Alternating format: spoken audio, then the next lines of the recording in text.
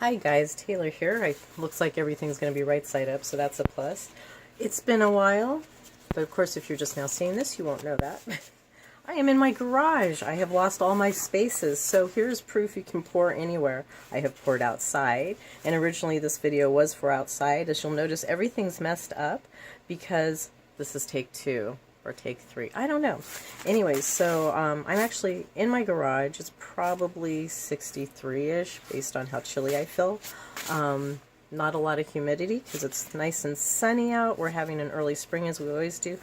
Ingredients that I'm using are Oops, Home Depot paints of whatever, and then I'm throwing in some Craft Smart basics. I don't have my white craft paint ready because I'm having limitations in what I can do. But you can have limitations and still get stuff done. I think that's kind of the point of this video today. Along with my usual, don't worry about perfection, just do something, try it, no one will die. So I'm going to go ahead and mix some stuff. I'm going to put it on pause while I actually stir up my paints because I haven't had a chance to do that. I'm on limited time and limited space today, but I wanted to get something done. So that's what I recommend, doing things in general. If you don't have the complete time to do it, still make the effort and do something. Be right back. Okay, I'm back. So you might notice that the stick is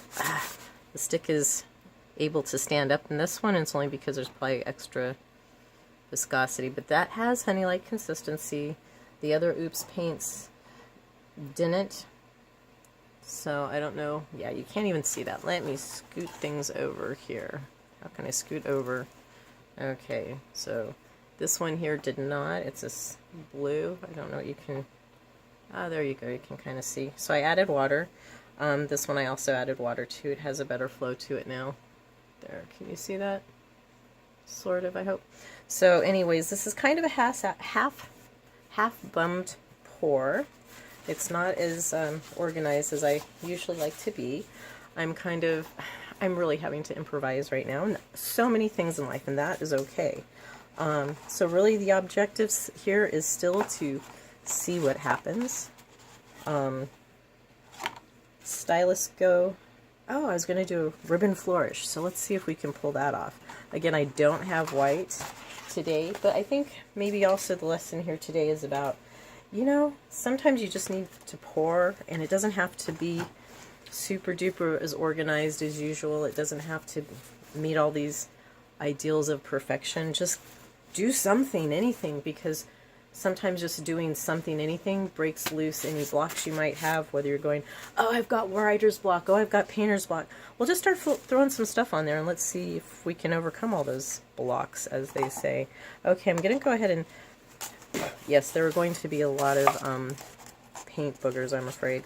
So I'm going to start out with the lightest color because theoretically it has more white, and white will fall to the bottom, creating cells. Oh, that is not as smooth as I thought. So one thing to know, when your viscosity is not consistent amongst your pigments, then they won't interact in the way that they should. I'm going to put you on pause while I add some water. Okay, so I guess I really should call this breaking a block. So filling blocked, just get moving. It doesn't have to be perfect. You want to just keep moving. Oh, looks like my paint's going to fight with me today, and that's all right. Not going to get wrapped up in all that. So you can tell, well, this has Floetrol. Whenever you have an additive, when you add water, you'll get a white haze over your paint. Looking good. Too much coffee as always, so let's see. Dash of this. Can you see that? Well, not as well as I like you to see it, so we'll go like this. But of course, when I go to pour, taking all this off the cookie sheet might not be good because I've had to scoot because of my tripod position, so everything could go like that. So hopefully I'll remember to move that. Okay, tall pour. We want some complexity. Looks like we're already getting some interesting interactions. Now for the really intense stuff. Am I going to pour, or am I going to try to do a... Let's move this for now. So we don't need it at the moment.